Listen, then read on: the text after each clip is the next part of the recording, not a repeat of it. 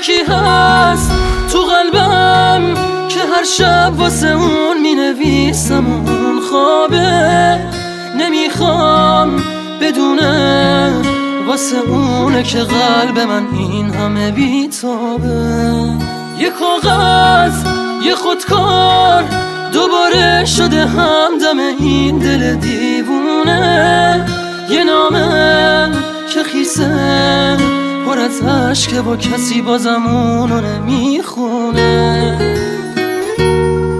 یه روز همینجا توی اتاقم یه دفعه گفت داره میره، چیزی نگفتم آخه نخواستم دلشو قصه بگیره. گریه میکردم درو که میبست، میدونستم که میمیرم. اون عزیزم بود نمیتونستم جلوی راشو بگیرم. میترسم یه روزی برسه که اونو نبینم، بمیرم تنها. خدایا کمک کن، نمیخوام بدونه دارم جون میکنم اینجا. سکوت اتاقا داره میشکنه تیک تاک ساعت رو دیوار. دوباره نمیخواد بشه باور من که دیگه نمیاد انگار.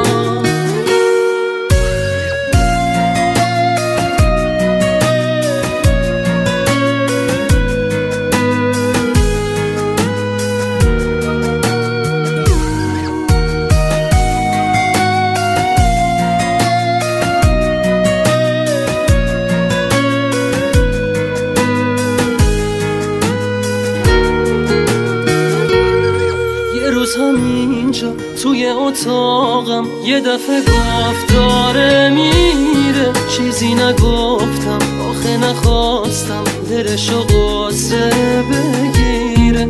گریه میکردم درو که میبست، میدونستم که میمیرم.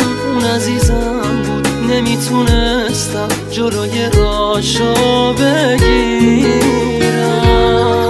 یکی هست تو قلبم که هر شب واسه اون می نویسم اون خوابه، نمیخوام بدونه واسه اونه که قلب من این همه بیتابه.